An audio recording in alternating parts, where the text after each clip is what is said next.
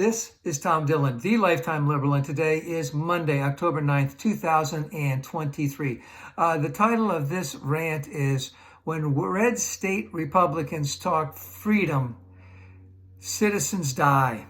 So there's a recent article in the Washington Post, I think it was last week, which looked at three counties that abutted Lake Erie in three different states.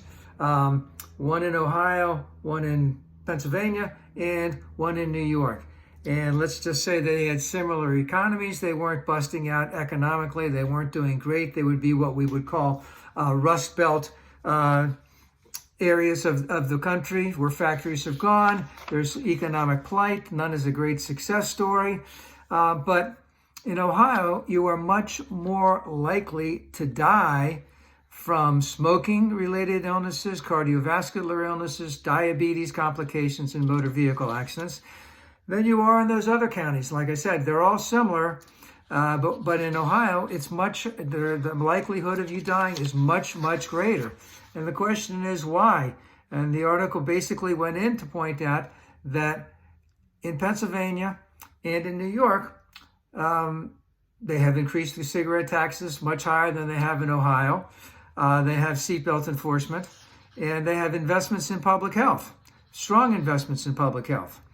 But these are decisions that were made in Ohio by the Republican legislature, which has dominated Ohio politics for the last 10 years or more, which control the state.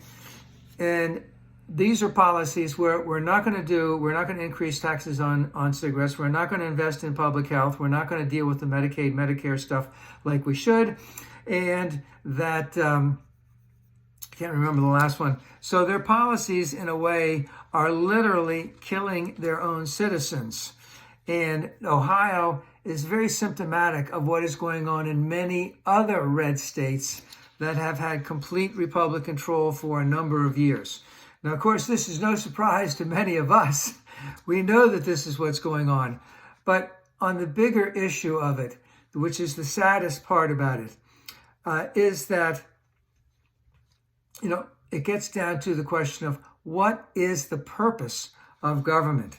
Because it's showing the immorality of these Republican lawmakers who have made a conscious decision that they would rather their own citizens die than to stand up to and to go after the lobbyists, the corporations, and the ultra-rich by increasing taxes on them so that they can provide for those in need.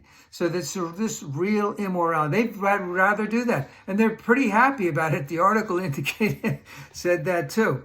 But the thing is, I say unto my sisters and brothers on the Republican side, is that these are immoral policies.